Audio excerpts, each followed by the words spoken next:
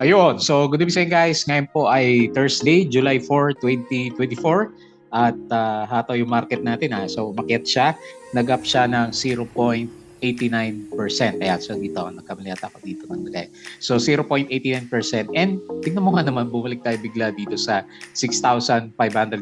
So brinik niya yung ano yung downtrend niya. So most likely either sideways na lang tayo or babalik tayo doon sa previous sa mga levels natin, di ba? So very good news. Tapos meron tayong, ayan, bumalik siya ulit. 463.4 million net foreign buy dito sa market natin. So mga blue chips ulit yung nakikita natin na bida, karamihan sa kanila, may mga bumagsak pa rin. Pero karamihan ng mga bida ngayon dito sa market nga natin is mga big caps. Ayun, so GGS, Converge, Video ICT, at saka si SMPH. Merong isa dito nasali si RCI. So siya lang yung medyo small cap. So lalaki ng mga companies na to, mga kasama niya, naman niya for today's trading natin. Tapos wala tayong reference sa galawan sa US market holiday pala nila ngayon. No? July 4th, di ba? Independence Day ng US. So, ang clue na lang natin bukas kung ano yung nangyari dun sa galawan sa European markets. Okay. So, pag-usapan natin yung ating mga trending stocks, hindi man masyadong gumalaw, karamihan na stocks, pero okay na rin, di ba?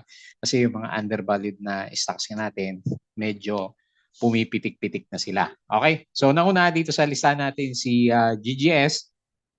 Sobrang hina pa rin neto, negative 1.32%. So, okay, may napakat ulit siguro dito. Negative 35.94 million kasi yung kanyang pinaka net foreign sell. Ano kaya inaantay dito si GGS natin? Tapos si Converge, okay, nag-up siya, maliit lang naman, 0.36%. And meron po siyang 2.58 million na net foreign buy dito sa market natin. Okay, so medyo nahirapan ba mag-breakout siya, no? Si Converge natin. So tingnan natin bukas. Bukas siguro natin ito malalaman. Konti lang naman yung ginalaw niya pero very good kasi halos bawi na niya yung drop niya nung nagkatakutan dito sa market natin. Tapos si BDO, siguro sa mga banks, maganda pa rin, kasi nasa baba na yung mga banks ngayon, di ba? Maganda pa rin sila. Kasi nga yung interest rates, mataas pa rin naman di ba? More than 6% pa rin naman siya. Tapos, meron na yatang inflation na 3 parang 3.9% yung nababasa ko sa kanya. So, kung mataas pa rin yan. And hindi pa naman nagbabawas na interest rate sa US, Federal Reserve natin. So, nasa kanila pa rin. Panalo pa rin yung mga bangko talaga kasi yung taas ng interest nila. Tapos si RCI natin, so 1.81%. Kanina umaga nag 4% yata to si RCI. Akala ko tutuloy na yung breakout. Pero okay, so maganda pa rin naman, 1.8%. And meron siyang negative 230K net foreign sell. So ICT, eto natuloy na yung ano, kaya pala natuloy na yung breakout nito. 2.56% and eto malakas siya. 185.44 million. So one-third no ano net foreign buy galing kay ICT. Tapos SMPH, ayan, finally another net foreign buy 39.03 million and meron siyang 0.7% na galawan dito sa markets naman natin. Okay, so yun na ba talaga yung foreigners? So last time, di ba, 1.4 billion. Nag 300, tapos lumabas ulit yung 300. Tapos, nagkaroon tayo ng 400 million. Friday bukas, so tingnan natin. Hopefully, additional na net foreign buy nga po dito sa markets man. Okay? So, disclaimer pa rin guys sa mga bago dito sa channel natin. As usual, pakibasa po naman IG yung ating disclaimer for education purposes lang po to. So, wag mong gagamitin to as a reason para mag-buy, sell, or hold ng stocks. Due diligence na lang po doon sa mga stocks na gusto mong bilhin. And then follow mo po ako dito sa ating Kalaboy Trader na YouTube channel. Subscribe ka lang para updated ka sa trending stocks or kung gusto mo join ka dito sa trading group naman natin. So, check mo na lang po yan. So, yung mga subscribe maraming salamat po sa usual viewers dito sa trending stocks. Mga company reviews natin, mga profit or losses, mga sample trades, basic indicators, technical analysis, reversal na, di ba? Building your fundamentals, yung mga risk management natin, tapos yung ating PSE stock market studies, and then sa Trader in Games, follow mo na lang din po ako dito sa ating Palaboy Trader na Crypto to channel. Buhayin kaya natin yung crypto chupit natin. So nakita mo 57K na lang si ano, Bitcoin, lakas ng drop ng ano ng crypto. ano bang meron sa kanila. Hindi natin masyadong napapanood yung yung cryptos natin. Pero 'di ba minomonitor natin yung major currencies naman nila. So laglagan ngayon dito sa cryptos. Magkakaroon yata ng ETF si Ethereum. Parang yun yung next na pinaka-news dito sa mga cryptos natin. Pero ewan ko, mahina. Sobrang hina sa cryptos natin. And then follow mo din po ako dito sa mga social media, Facebook account na Palabi Trader. Ayan, check mo lang po para updated ka sa post. Or dito sa ating Palabi Traders na Facebook page. Tapos sa articles natin, Bodega Peak, US market, local at saka dito sa bandang cryptos. So tingnan natin mga balita na na-post natin for today's trading. Foreign funds bot. So ito yung mga binili. Bangko pa rin. No? BDO, BPI, East West, ASN, AP, CREC, MER, SCC, lumalaban si SCC, CNTF, Jollibee, Monde, DMC, LPG, SMPH, Globe, Converge, at saka si ICT. So foreign funds sold naman si Metrobank, RCB, FGen, Manila Water, DNL, EMI, IMI, AC, Aboitiz, AGI, Ali, A-REITs, CRIT, PhilREITs, yung mga REITs, TEL, Cebu, at saka si Macro Asia naman. So Mrs. G has been honored with 10 DTI Gold Bagwis Awards, BDO, so siya ang bida sa Big Caps. Boost is partnership with Fast Logistics to back initiatives that yield significant environment and socio-economic benefits. Costco, nasa support si Costco. Plans to acquire 100% of Matuno River Development Corporation, JT Cap, isa din sa mga winners for today. Ito yung closing natin kanina, no? Tama, 0.82%. So, pinakapanalo is, sino ba? Hindi sa mining, no? Mining o finance, 1.8%. Saka services sector, ICT, tsaka BDO yan. Ayan. Bank of the Philippine Islands to sell 5 billion ASEAN sustainable bonds. Okay, yung galawang kanina 12 p.m. Converge, ayan. Maingay si Converge. Meron siyang additional na partnership ba to? TAPS, US-based supermicro computer to develop energy-efficient data centers aim at reducing costs and environmental impact. So Double Dragon, daming balita ni BD, expects over 100 million USD unit sales overseas, international project of Hotel 101 brand exportation naman. Okay, so maganda yata yung business niya overseas. So, Megawide to bid for bridge and underground subway project ba? Dami niyang project SMC, reprice rate for bonds. Megawide is eyeing participation in the bidding for two major bridge project to bolster its project portfolio, PLC. So magdidilis na po yan July 9. Baka meron pa kayong hawak. Asia's mining shares, including Sumitomo, gain after Copper Cup is longest winning streak. So si Mark, ayan, so ito yung umakit kanina. Ewan ko lang sa closing. Mark, PX, APX. Parang tumumba sila kasi kanina 'di ba yung summary ng mining mapula. Ito kanina umaga. Sila yung marangkada. Jollibee, the company project a 12% earnings before interest, taxes, and 34% surge in store count. Ito dahil doon sa acquisition kay Compose Coffee. Ayan. Ali, Philippines rising income, urbanization, boost Ayala land, residential demand. Lagi siyang merong share buyback si Ali. Double Dragon, okay na yan. Cebu, okay, so bibili maraming aeroplano. Apex, APX, produce and bill in gold, silver, and all kinds of ores, metals and minerals, trading at 40% below fair value. Ayan, kapon yata yan. Double Dragon, okay, USD 100. No retreat, no surrender daw si, si Dennis Uy doon sa kanyang PHR. Tutuloy pa rin daw niya yung Cebu Casino project niya. So, kaso lugi. So, Cebu plans to finance 1.4 trillion order. Yan yun. Converge. Anong umaga si Converge pala na una? So, medyo na-pullback ng konti. Kasi siya, 0.36 na lang siya. Megawide, yan na yun. Tapos, grabe laglagan. No? Kanina umaga, mga 9:10 siguro to, 60K pa siya. Pero nung nag 57K na. Ewan ko ngayon. Pero kanina sinilip ko 57K si crypto naman natin. Share buyback, Robinsons, Costco House, Aboitiz at saka si Ali. BPI, okay, tapos yung Galawan. Ito, puro share buyback si Ali natin. AC, granted Ayala Corporation Tax Credit Certificate. Inflation. Ito na ba yun? Philippine CPI inflation held at 3.9% in June. Ito na yata eh. O May 2 eh. Wala pa. May 2 eh. Ayan, so siguro hindi pa yan yung official natin. Sa US, mababa yung inflation. So kaya sabi nila, kaya bumababa yung value ng USD. So, in-anticipate magkakaroon ng interest rate cuts. So Converge ICT, US Tech Giant, partner to build AI green data center. So si Super Micro, Nasdaq na naman, all-time high na naman sila. Grabe sa US market. Si Nvidia umakyat ulit. Tesla, grabe yung upsurge ni Tesla. So yung galawan kagabi is okay siya. Okay yung EPHC natin kagabi, nag-up siya 2.37. So siguro pre-nice in niya yung nung isang araw, di ba, 1.4 tapos kanina 0.8 o di parang 2.3 na lang siya. Ayan, so yun siguro yung ating representative sa bandang US market naman. Okay, so patalastas ulit.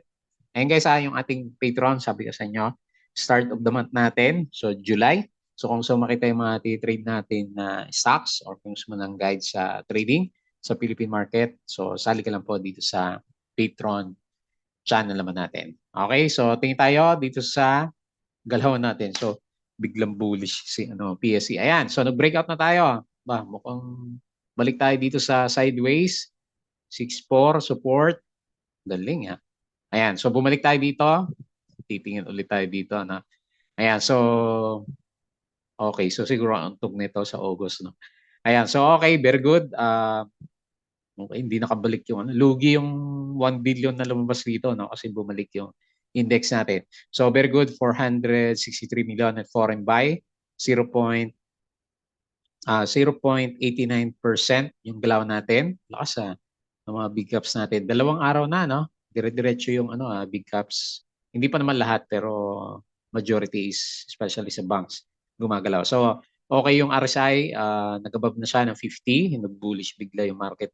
Tapos okay din yung MACD formation. So BDO, ito panalo, pangalawang araw na. 3.21% ICT. So ito, nag-breakout na siya. Galing niya ICT. Mamaya silipin natin yan. 2.56% si winners. BPI 1.37. Hindi ko nakita si Metrobank. JT Cup, yan. Okay yung galaw din ni JT Cup. Mukhang gustong bumalik. 3.51. Tsaka si PLDT. Yun, nag-breakout ulit si PLDT. 2.71%. Converge malik lang 0.36. So yung mga losers sa big cap, si LTG, mukhang malakas yung sell-off nitong si LPG natin. Lalaki ng simula breakdown dito sa MA100. 2.08, GGS minus 1.3, so hindi pa rin siya tapos. Tapos si sino pa? AP. Wala na to sa blue chips, Mabagsak din siya. Blue minus 0.72. DMC minus 0.9. ASEAN, market pala siya, Ayun, 1.42. Gumaganda yung galaw ni... Wala dito sa trending stock si ASEAN. Gumaganda yung galaw niya. Okay? SPNEC meron din. Konting galawan. So balik tayo dito. Tingnan natin yung mga big winners. Sino ba dito? Mark. Ayan, si Mark Ventures. So tumaas daw kasi yung presyo ng metal. 7.69% Medic ba nabuhay. 7.14. Meron siyang dividends. So gusto mong breakout ni ni Medic natin. DMW 5.66 pero walang volume. Ito si Plus 71 million laki. 3.79% up si GEO 3.23 so nagbabalikan all HC 3.17 marami nagberde ngayon si Wilcon nagberde din 2.27 APX yan. APX bumalik si APX natin. Ang dami nagbabalikan Cebu. Ito, may 1.4 trillion na bagong investment. Okay, so yun po yung galawan. Tapos yung mga losers, TechW, wala masyadong volume. ABSP, hanap tayo may volume dito. Wala yata, Si Pruto, minus 3.66. Malaglag ulit. TUGS, minus 3.39. Silan, minus 2.6. Yeah, wala, no? Ito lang, big caps, so si LTG, minus 2.08%. Okay? So, mga 2% yung laglagan dito sa ibang stocks natin. Okay, so breakout. Oh, di break, very good, di ba? Breakout si PSE, hopefully another, kasi Friday, no? Another net foreign buy. Huwag sana mauntog si PSE. Pero very good kasi balik tayo ng 6.5 eh. So, itataas natin yung support, 6,390 o 6,380 yung sinasabi niya dito. Pero psychological, syempre, 6,400 level. Okay? So maganda. So tingin tayo dito sa global market. So wala ngayon kasi Independence Day ng US. So ito yung galawan nila kagabi. So malakas nga po. Tapos nag all-time high si Nasdaq. Tapos sa European mga okay, bullish din yung European market. So mukhang maganda rin naman dito. Tapos sa Asia, mix tayo. China, mababa pa rin yung galaw.